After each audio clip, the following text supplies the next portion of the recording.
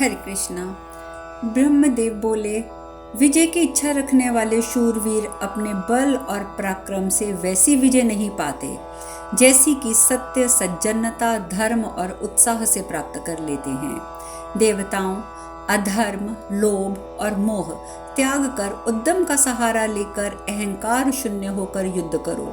जहाँ धर्म है उसी पक्ष की विजय होती है।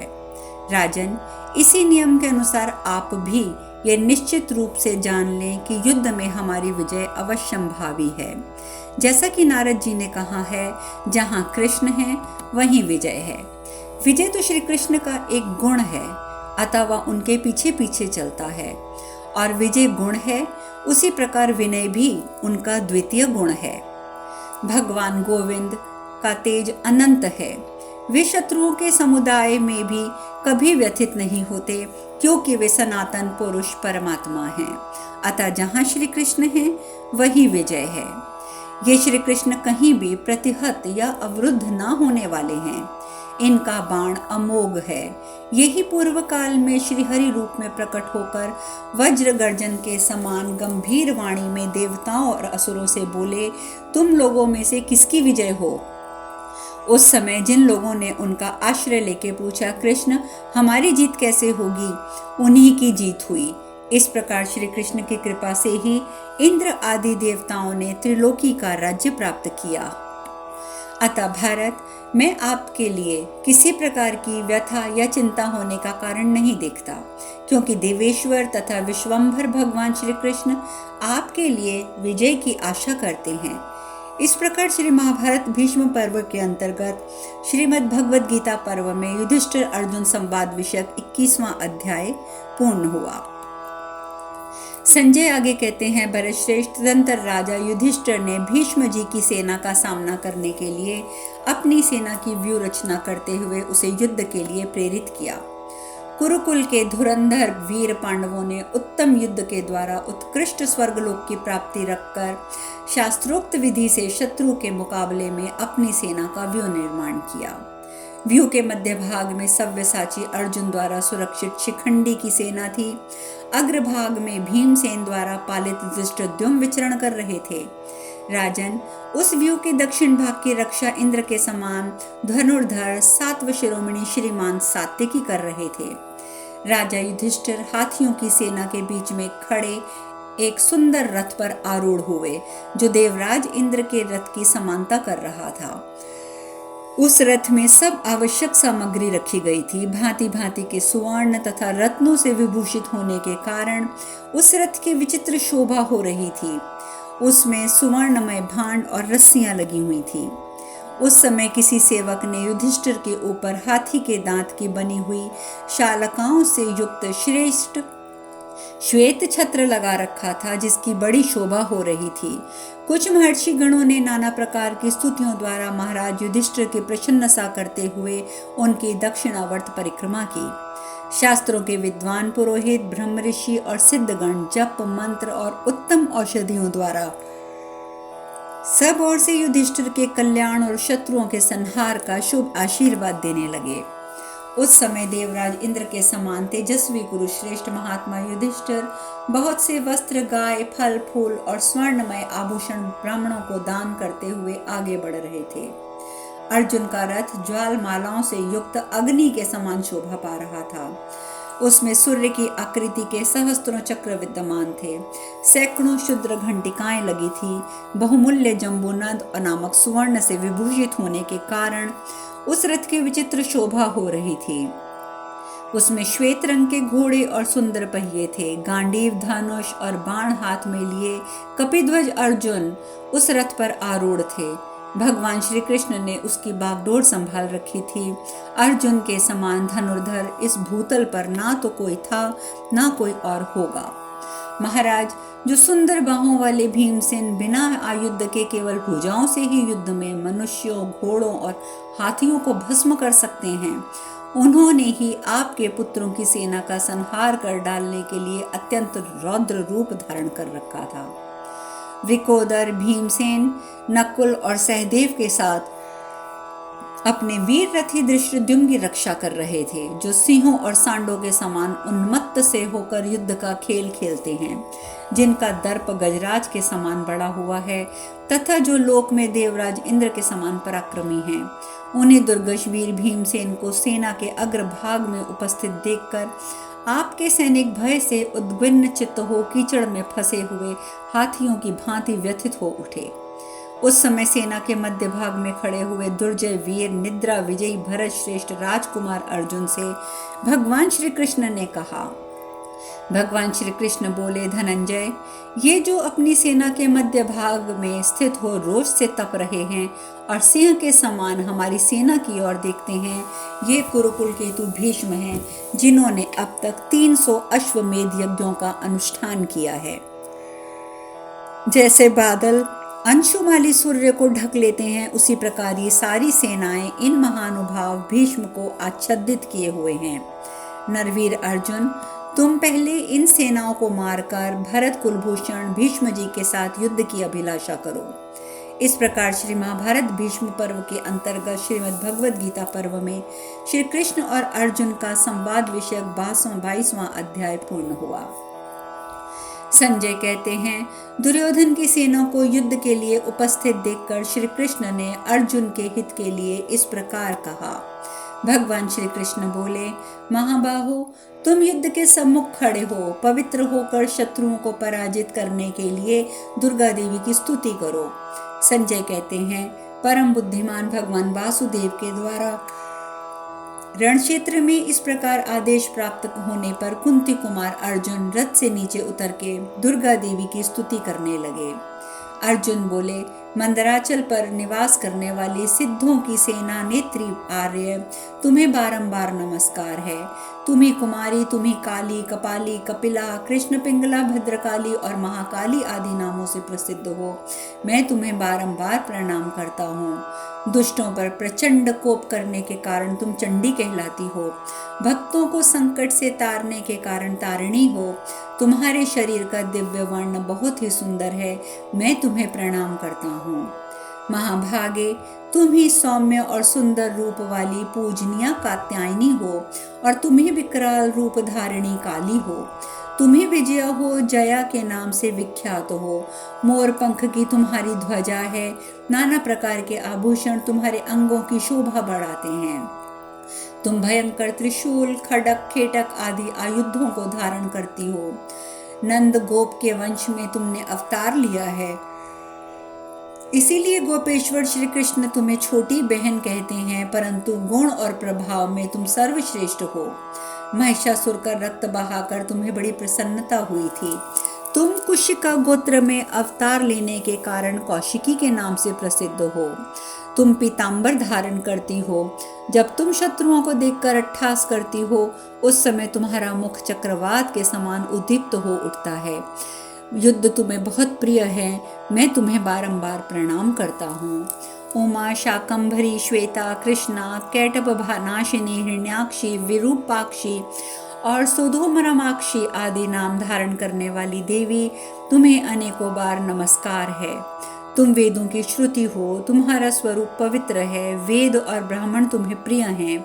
तुम्ही जाति वेदा अग्नि की शक्ति हो। जम्बू कटक और चैत्य वृक्षों में तुम्हारा नित्यवास है। तुम समस्त विद्याओं में ब्रह्म विद्या और देहधारियों की महानिद्रा हो। भगवती, तुम कार्तिकेय की माता हो। दुर्गम स्थानों में वास करने वाली दुर्गा हो। सावित्री, स्वाहा, स्वधा, कला, काष्ठा, सरस्वती, वेद माता और वेदांत, ये सब भी तुम्हारे ही नाम हैं। महादेवी, मैंने विशुद्ध हृदय से तुम्हारा स्तवन किया है। तुम्हारी कृपा से इस रणारंग में मेरी सदा ही जय हो। माँ, तुम घोर जंगल में, भयपूर्ण दुर्गम स्थानों में, भक्तों के घरों में, पाताल में भी नित्य निवास करती हो। युद्ध में दानवों को हराती हो। तुम ही जम्भवनी, मोहिनी, माया, ह्रीम, श्रीम, संध्या, प्रभावती, सावित्री और जननी हो। तुष्टि, पुष्टि, धृति और सूर्य चंद्रमा को बढ़ाने वाली दीप्ति भी तुम ही हो। तुम ही ऐश्वर्यवानों की विभूति हो। युद्ध भूमि में सिद्ध और चारण तुम्हारा दर्शन करते हैं। संजय कहते हैं, राजन, अर्जुन ने इस भक्ति भाव का अनुभव करके मनुष्यों पर वात्सल्य भाव रखने वाली माता दुर्गा अंतरिक्ष में भगवान श्री कृष्ण के सामने आकर खड़ी हो गईं और इस प्रकार बोली। देवी ने कहा, पांडुनंदन, तुम थोड़े ही समय में शत्रुओं पर विजय प्राप्त करोगे। दुर्घर्षवीर, तुम तो साक्षात नर हो, ये साक्षात नारायण तुम्हारे सहायक हैं।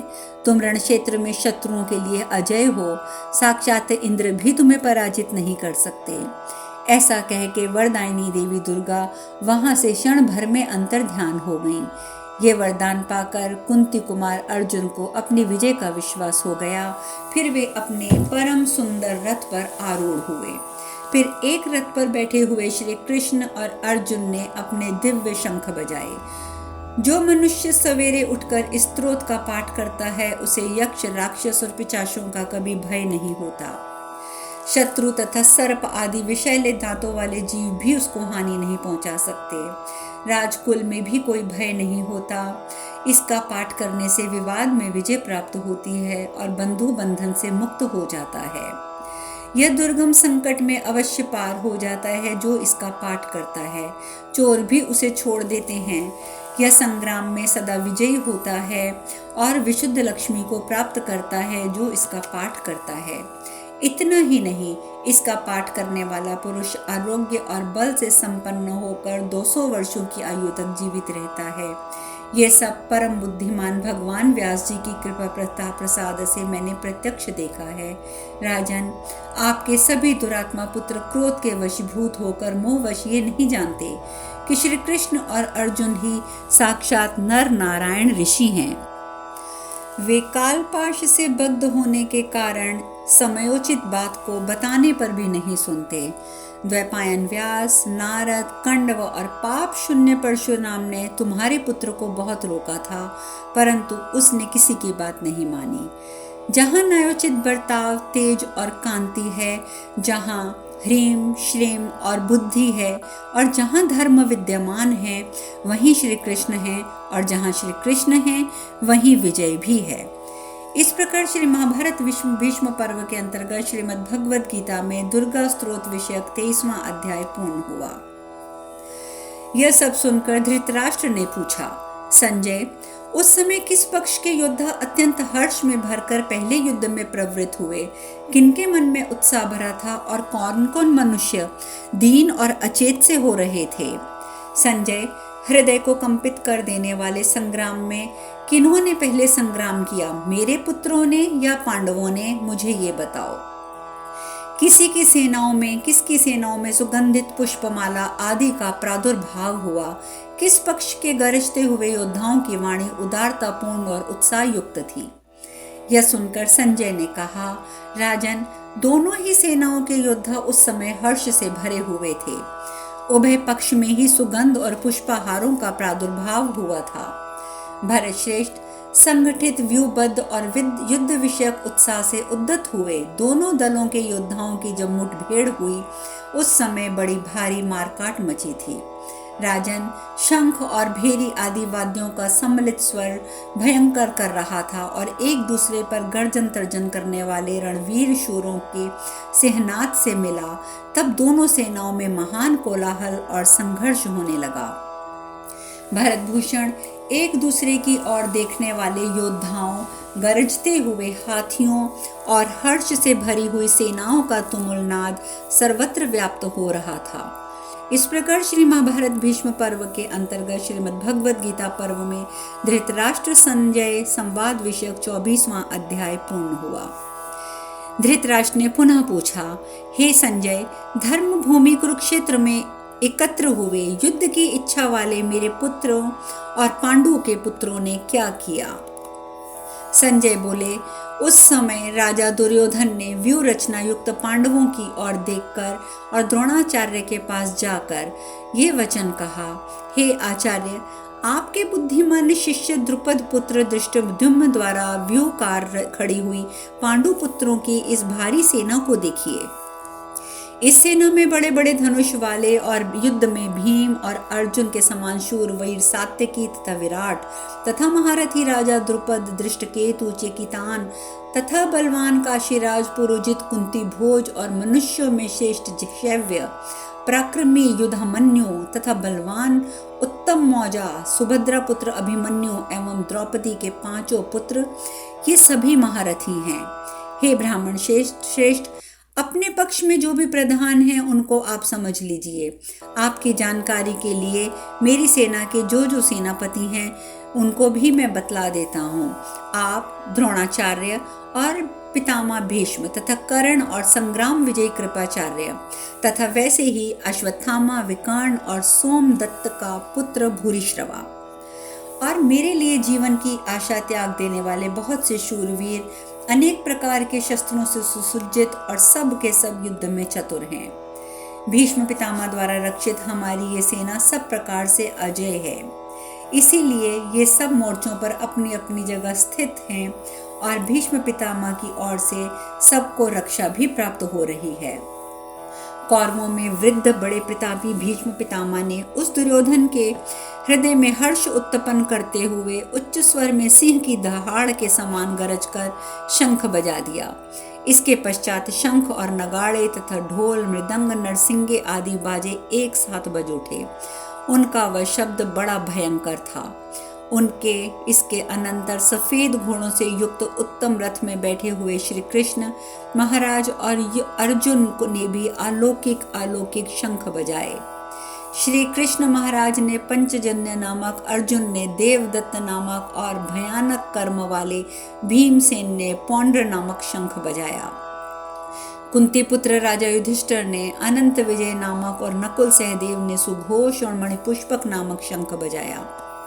श्रेष्ठ धनुष वाले काशीराज और महारथी शिखंडी एवं धृष्टद्युम्न तथा राजा विराट और अजय सात्यकी, राजा द्रुपद और द्रौपदी के 5 पुत्र और बड़ी भुजा वाले सुभद्रा पुत्र अभिमन्यु, इन सभी ने हे राजन सब ओर से अलग अलग शंख बजाए और उस भयानक शब्द से आकाश और पृथ्वी भी गूंजने लगी और धृतराष्ट्रों के यानी के आपके पक्षों वालों के हृदय विदीर्ण करने लगी।